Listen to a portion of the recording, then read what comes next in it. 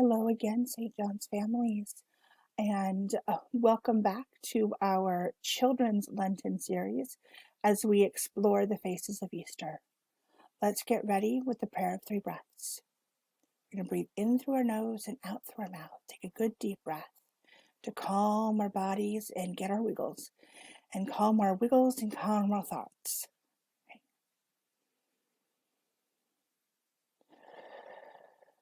In the name of the Father,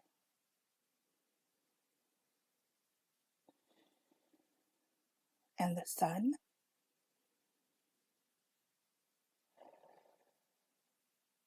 and the Holy Spirit. Are you ready? Let's get started. In the beginning, the baby was born. God chose Mary to be the mother of God. Listen carefully. Listen to the words. God chose Mary to be the mother of God, and the Word was born, a wordless child. When the baby looked up into the face of the Mother Mary, he already saw the cross. And when he looked into the face of the Father Joseph, the cross was there too. The Mother Mary and the Father Joseph held the baby close. They kept the baby warm, and they gave the baby everything the baby needed to grow. And it began to grow. And that baby grew and became a boy. When he was about 12 years old, he went with the Mother Mary and the Father Joseph, and with many other people from the village of Nazareth, to the great city of Jerusalem, to keep one of the high holy days. When the celebration was over, the people from Nazareth went out through the great high gate and started on the road toward home. Suddenly, Mary and Joseph discovered that Jesus was not there. They thought he had been playing with the other children from their village as they walked together. They hurried back into the great city of Jerusalem to find him. Mary and Joseph looked in the dark and narrow streets. They looked in the marketplace where they had bought their food.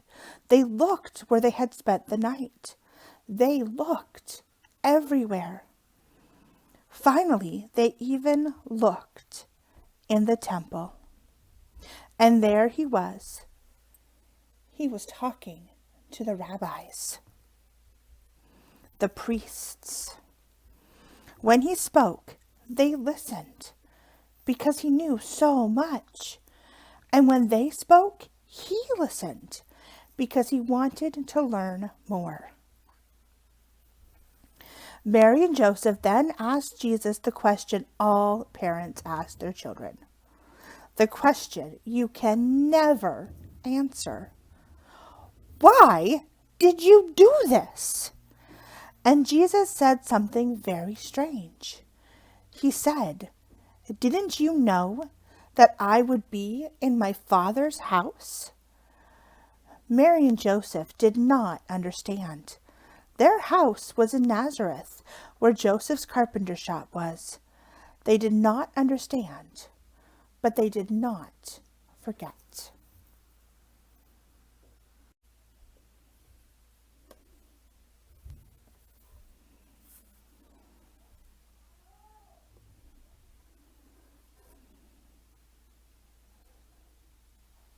Jesus grew and became a man. When he was about 30 years old, he went to the river Jordan, where his cousin John was baptizing people. Do you see John? He is a wild man. You could just see the back of his head. Jesus waded into the river until he was face to face with John, and he said, "Baptize me." John looked at Jesus as if for the first time. Now he saw who he really was. How can I baptize you? You are the Messiah, the one we have been waiting for. You must baptize me. No, it is written that you will come before and prepare the way. Baptize me. Jesus went down to the darkness and chaos of the water. When John lifted him back up into the light, there were people there who said they saw a dove come down from heaven and come close to him.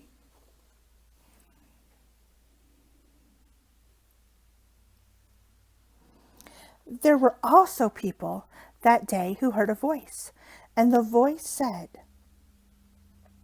"This is my beloved Son, with whom I am well pleased." After Jesus was baptized, he went on across the river Jordan into the desert.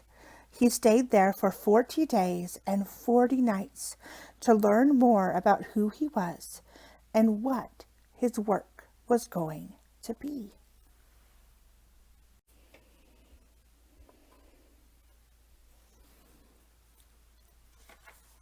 Jesus went into the desert to discover more about who he was and what his work was going to be. He was there for 40 days and 40 nights. There was little to eat or to drink. One day he heard a voice. It said, "Why don't you turn one of those stones over there into bread and have something to eat?" Jesus said no. To be a real human being, we need more than just bread to eat. Suddenly, it was as if Jesus were on top of the great temple in Jerusalem. The voice came back. "If you are really the Son of God, why don't you jump and see if God sends the angels to catch you before you hit the stones below?" Jesus said, "No, we do not need to test God." Then it was as if Jesus could see all the kingdoms of the world. The voice came back again. "If you will follow me, I will make you king over all these kingdoms." And Jesus said, "No, I am to be king, but not that kind of king." And then the voice went away. Jesus went back across the Jordan and began to do his work. But what was his work?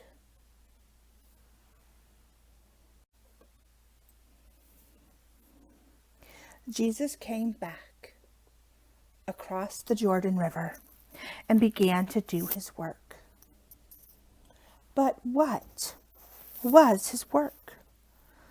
His work was to come close to people, especially the people no one else wanted to come close to. You see, he has come close to this blind man. He is so close that he has touched the blind man's eyes. When Jesus came close to people, they changed. They could see things they could never see before. They could do things they could never do before. They became well. Jesus also told parables. And finally he knew that he had to become a parable. So he turned toward Jerusalem for the last time.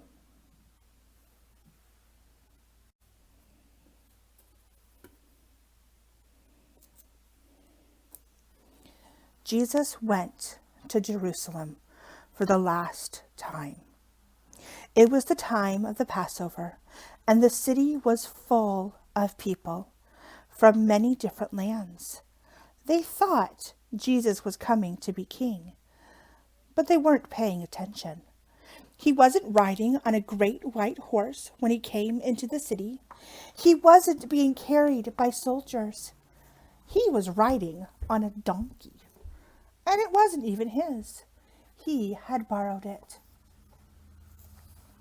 Still, that Sunday, when Jesus came into Jerusalem, people waved palm branches, which were a sign of kings.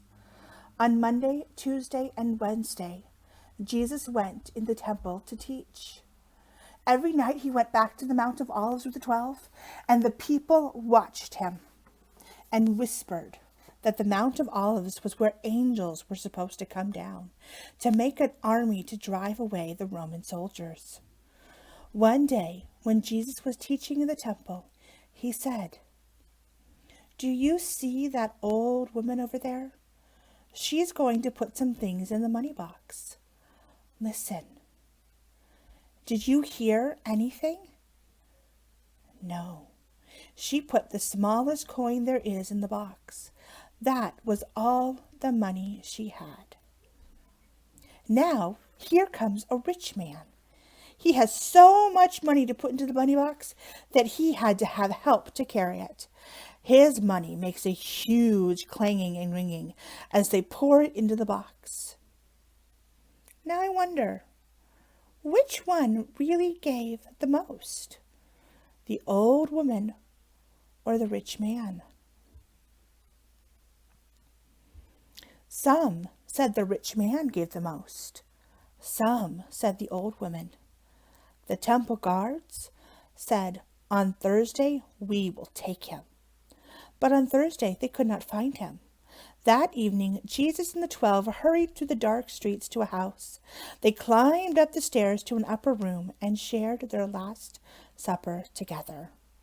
After they had everything they wanted to eat, Jesus took some bread and gave thanks. Then he broke it and said something like, "Whenever you break the bread like this and share it, I will be there." He also took the cup of wine, and he gave thanks to God for it and said, "Whenever you share a cup of wine like this, I will be there." What was he talking about? He was always saying things like that. How could they know? Still, they did not forget, and later they would understand. Suddenly Judas got up and left, and the rest sang a hymn and then went to the Garden of Gethsemane on the Mount of Olives. Jesus wanted to pray. When he was finished, he joined the 12. But Judas came out of the dark and greeted him. This was a signal for the temple guards to take him. They too came out of the shadows and took Jesus away with them into the night.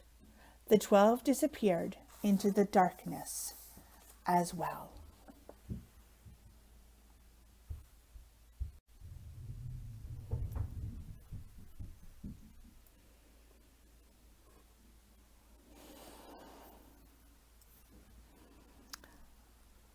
The night was a confusing one. The next day, Jesus was taken outside the walls of the city and crucified.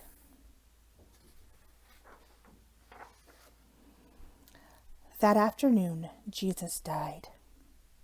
The sky grew dark, and Jesus was taken down from the cross and buried in a cave. A great stone was rolled into the opening of the cave to close it with a door. Saturday was so quiet, you could almost hear the earth breathing. On Sunday, it was the women who had the courage to go to the tomb just to be close to Jesus. They wanted to remember, even if it was sad. When they came to the tomb, they found that the stone had been rolled back and that the tomb was empty. Jesus had died on the cross, but somehow he was still with them, as he is with us, especially in the bread and the wine.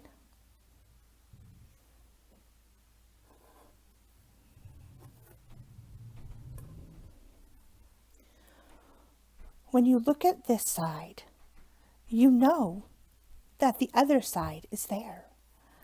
And when you look at this side, you know that this side is there also. And you cannot pull them apart. That is the mystery of Easter. And that makes all the difference. And so, the colors change.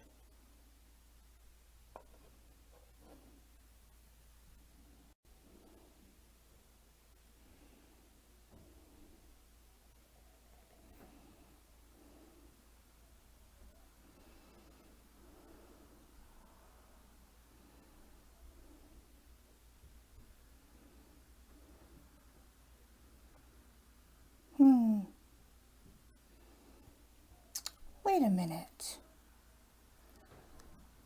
There's something wrong. Here's the beginning. And the middle. And the end. But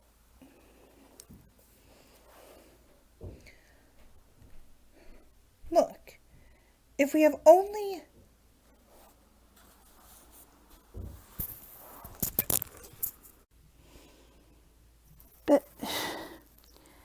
if we have only this side, the story has an end. But there's this side. The ending is also the beginning. So we can't leave the story in a line. Let's see what we can do. Now, the story can go on forever. It goes in a circle. God, the Word, the child, the baptism, the temptation, the healing in the parables, the Last Supper, and the resurrection with, as we know,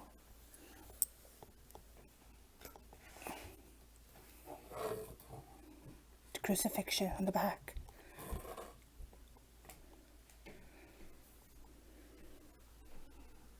We remember.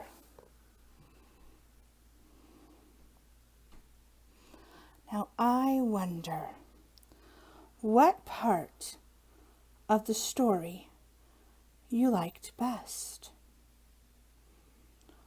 What part of the story do you think is most important? What part of the story is about you, or are you in? And I wonder if there's any part of the story we can take away and still have all the story we need. I wonder.